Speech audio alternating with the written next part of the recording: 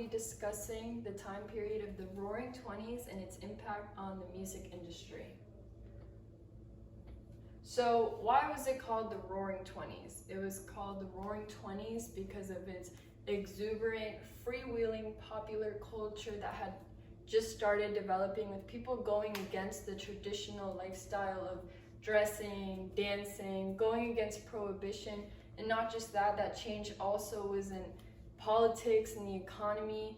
And people weren't just living in farms anymore. People were now living in the city. People were connected now more than ever because of the innovation of radio broadcasting, and people were able to share their thoughts, and this was able to pave that new era of what was now considered the Jazz Age.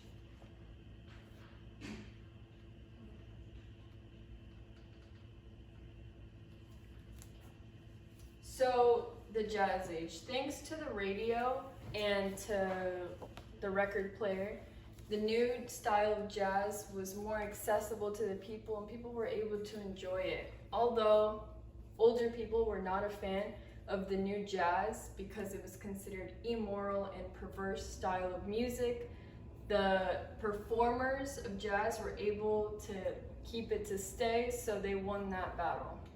So the new style of jazz was much different than the others because it was upbeat, it was danceable.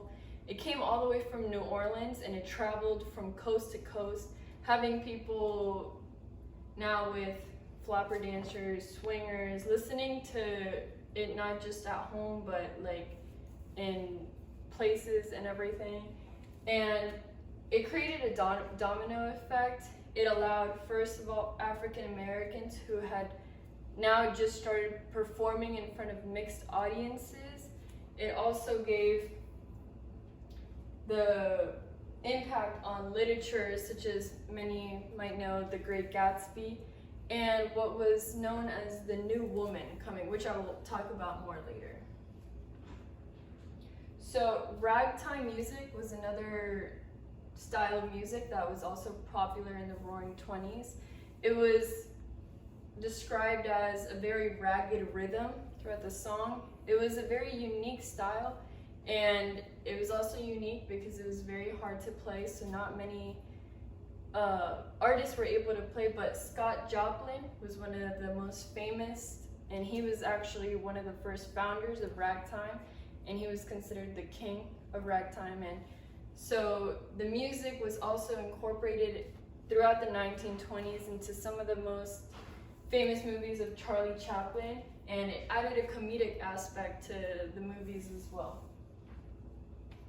So as I talked about before, the New Woman, who was the New Woman? It was the flapper girl, which is one of the most iconic symbols of the Roaring Twenties. The girl with the bobbed hair, the short skirt, the cigarette, and who was considered to say unladylike things. But the New Woman was considered to also be the free woman.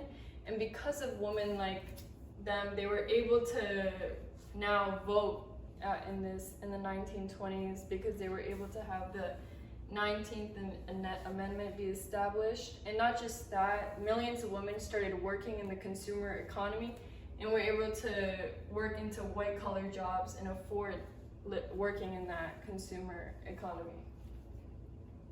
So the impact of music not only impacted literature and the woman behavior, but also the fashion industry. So it was the decade in which people, well, mostly women, started dressing more comfortably, starting in 1921, the longer skirt was back and uneven, but in 1925, this was called the flapper age.